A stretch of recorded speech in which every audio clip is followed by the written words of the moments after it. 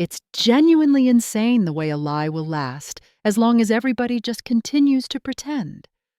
On the surface, the Browns always seemed like one huge, happy, loving family, united in faith, motivated by love, and guided by a father who purported to have everything in his grasp. But if you've really paid attention, like really watched closely, you'd know those polished smiles and picture-perfect campfire moments were masking something much more troubling. It wasn't just cracks showing up over time. The whole structure was unstable from the very beginning. And now, years later, we're witnessing the entire thing unravel right before our eyes. Hi guys, I'm Mia. Welcome to Reality Recap. If you've ever gazed at your screen wondering, there's no way this is really happening, then you're definitely not alone. Today, we're peeling back the curtain on the facade that kept this family together, or at least appeared to. Don't forget to hit that subscribe button. Let me know what you think in the comments, and prepare yourself. This one hurts. At the center of it all was Kody, the would-be leader. The man who taught us all about fairness, about coming together, and at the same time, quietly tearing his own family from the inside out. And standing right by his side, never far from stage center, was Robyn. Soft-spoken, teary-eyed, always seeming to feel misunderstood, or at least that was what she made us think. But what the show did not yell loudly, the subtle clips murmured if you paid attention. Control was not merely in plain view, it was veiled, buried beneath emotional manipulation, calculated silences, and fragile egos. True to form, though, while all seemed to revolve around Kody, the actual force drawing the family in a particular direction was Robyn. And Kody? He wasn't really in charge. He was hanging on, grasping his feeling of authority, hungry for love, afraid of being left behind. And from that fear, he gave over the reins one moment at a time, until she was in charge. The other wives saw it, the kids felt it, and now we're all witnessing the fallout in real time. Kody Brown always talked like a man with a plan. From the earliest episodes, he proudly positioned himself as the family's head, the spiritual leader, the protector, the guide. He loved to throw around words like unity and teamwork, insisting it was his responsibility to keep the family moving as one. But if you examine beyond the speeches and into his own behavior, that so-called leadership appears more of an act than a principle. Kody did not lead. He dictated when it suited him, stepped back when times got hard, and demanded allegiance, never actually earning it. One of the most significant moments was at the height of the CO lockdowns. Kody rolled out strict regulations that didn't quite make sense and demanded every wife to implement them in her home, even though he wasn't always appearing there himself. When Christine asked him how that was fair, and Janelle complained about how much it isolated her and the kids, Kody emotionally shut down. He refused to adapt. He did the opposite. He accused them of making him feel unsafe.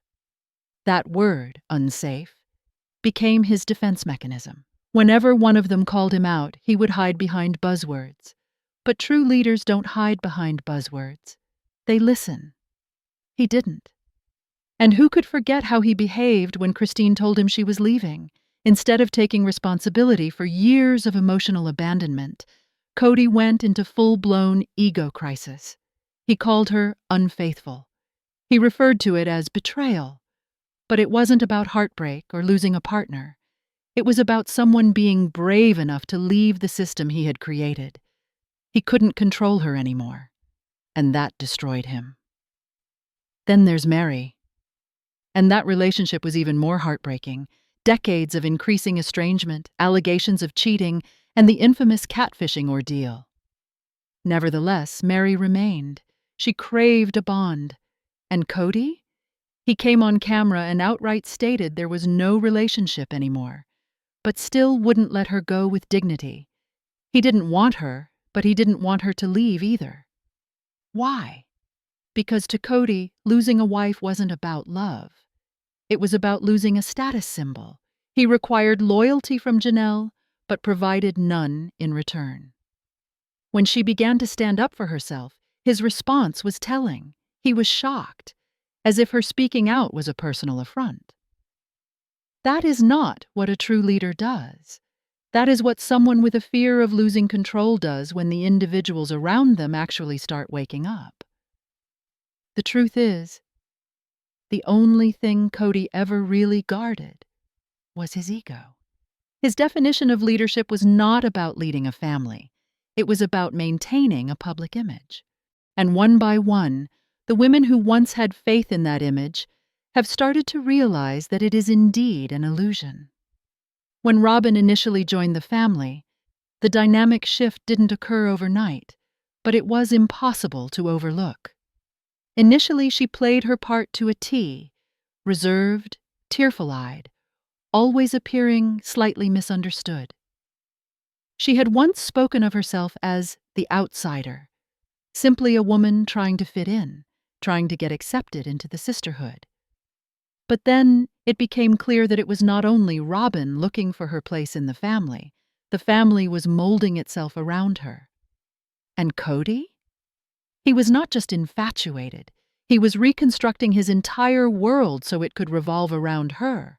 Robyn's style of control has never been loud. She doesn't scream at people, she doesn't bellow commands, at least not out. She cuts to tears instead. She cries in nearly every dispute. She blows even the smallest of arguments into emotional minefields. It's a method that puts anyone who resists in the position of appearing heartless, unsympathetic, or worse, mean. And worst of all, it works. Kody falls for it every time. One of the simplest examples was during the COVID episodes. Robyn was simply being presented as just following the rules. The very same rules Kody had apparently set down in a bid to protect the family. Those rules, though, they seemed oddly fitted for Robyn's family. She had a nanny. Her children were shielded from it all. And Kody? He was essentially residing there. While that was happening, Christine's children were not allowed to see their father. Janelle was informed her sons were too much of a risk to have anything to do with. Robyn, however, she had unlimited access, emotional, physical, and parental. When Christine finally said out loud what most everyone was already saying, that there appeared to be a favorite wife, Robyn played the upset wife, hurt, betrayed. "I didn't do anything," she sobbed. But by then the trend was obvious. Every directive, every major decision, every decision within the families, they all went Robyn's way. And yet, she never acknowledged it. She stuck with the line that she had no power, that she was simply doing her best and trying to keep everyone together. And then came the bombshell that pulled back the curtain even wider: the nanny. While everyone else in the family was expected to quarantine, minimize contacts, and adhere to stringent regulations, Robyn's house had a live-in nanny visiting and leaving. And when Janelle asked that notorious question, "What does the nanny do?" it hit a nerve. Not because it was rude, but because it portrayed hypocrisy.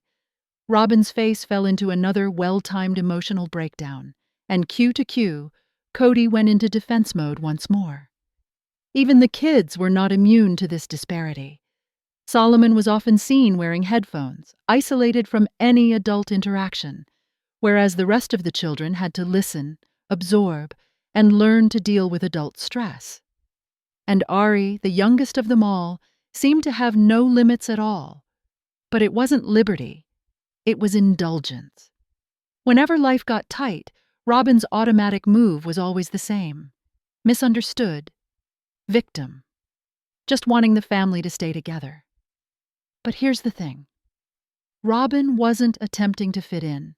She was stealthily redefining the entire family dynamic. And Kody? He allowed her to do it. He relinquished control piece by piece, believing that putting Robyn first meant protecting the family. What he failed to understand, or more likely, didn't want to notice, was that while he was keeping her safe, the other wives were being inexorably pushed to the sidelines. Robyn wasn't just one of the wives. She became the one that counted. And yet, she still continued to convince everyone, including Kody, that she had nothing to do with it. If you really want to know the truth about a family, watch the children. They sense everything, even when they can't put their finger on it. And in the Brown household, the children have sat in quiet witness to the downfall all along. Beneath the glacial facade Kody and Robyn tried to establish, there is a generation of kids caught in the middle of the chaos, confused by uneven rules, missing parents, and expectations that never seem to apply equally. And the kicker? It's all being documented on tape. Let's talk about the parenting imbalance between Kody and Robyn and the other wives, Janelle, Christine, even Mary. They brought up kids in chaos, yes, but they provided them with order. Their systems were not perfect, but they were habit. They created expectations. Most importantly, they set boundaries. Christine, over the years, was pretty much the family's primary caregiver. She prepared lunches, taught manners, monitored homework, while Kody juggled between homes. Janelle raised assertive, self-reliant kids who spoke up, because that's exactly what she displayed. Even Mary, in all of her struggles, pushed her daughter toward learning, travel, and creativity. He wasn't even listening to music. Solomon had on headphones because Robyn seems fixated on not letting anything even remotely uncomfortable reach him. There is even a scene in which the headphones cord is actually plugged into her pocket. That is not parenting. That's control masquerading as protection. And who can forget the legendary axe incident? Saul, roughly 6 or 7 years old at the time, is out in the woods swinging an entire-sized axe carelessly, and Kody, inattentively, is talking casually to the camera. This from the same parents who acted as if Christine, letting her kids get a car ride amid COVID, was the apocalypse. And then, suddenly, it's okay that their little boy dresses up like lumberjack, all by himself. The hypocrisy can't be more blatant. Then there is Ari, sweet, lively, but with no boundaries whatsoever. In one scene, she's screaming at other girls about boyfriends, like she's memorizing a dramatic monologue for a soap opera. In another, she's off wandering lost in the room, covered in paint, while the rest of them are supposed to be focusing on a family activity. Robyn's response? A passive, "Okay, you're done." This kind of inconsistency doesn't just create chaos, it causes long-term emotional damage. When some children grow up with emotional presence and leniency, while others are forced to fend for themselves, navigate favoritism, and meet stricter expectations, it plants deep, lasting division. Robyn's kids have been protected, maybe too much, whereas Christine and Janelle's kids had no option but to grow up quickly, sometimes taking on adult duties when Kody was not there. And to compound matters, Robyn and Kody act like this is the norm, as if the other wives were careless or remiss. But anyone who's been paying attention knows. It's the kids from the other families who've shown the most emotional awareness, the most strength, and the most maturity. It's not tense dinners or battling parenting styles. It's about what happens when kids are stuck in a system that is skewed, for some privileged, others sacrificed, where no one gets the even, steady upbringing they really need. Ever catch a glimpse of something that's supposed to be warm and fuzzy and find yourself cringing in secondhand embarrassment instead? That's what these so-called family outings have come down to, especially the ones at Coyote Pass. Kody longingly hopes everyone will think this is still a functional unit, a happy family enjoying themselves outdoors. But what we're actually witnessing It's staged, it's phony, and the children, most of all, appear to want to be anywhere else. The Coyote Pass outing was intended as a bonding exercise. Kody with an axe, kids roasting marshmallows, all digging holes in the dirt. Cute on paper. But the atmosphere completely hollow. There is no real laughter, no real bond, only endless groan-inducing pauses, occasionally punctuated by Kody inserting himself as Dad of the Year. Then Robyn shows up, fancy cooler in hand, as if she's a guest at someone else's getaway, not an equal on the team. Her kids are embarrassed looking, her grin never quite makes it to eye level, and she stands completely apart from everyone else. But most embarrassing of all? Watching Kody walk around like he's still in charge. The manner in which he brands Robyn's wedding ring a medal. The manner in which he tacks on these cringe-inducing hero scenes, saving the family from destruction when, in fact, it is he who destroyed it. This isn't love. It's not together. It's PR. A painstakingly built image intended to keep the Kody and Robyn brand going while the rest of the family implodes. And now, all of a sudden, there's this push to return to church. Kody and Robyn have stepped back into the spotlight, talking about faith, values, and rebuilding what's been lost. But we're not buying it. Because for years they chose favoritism over fairness. They enforced rules that pushed people apart, not brought them together.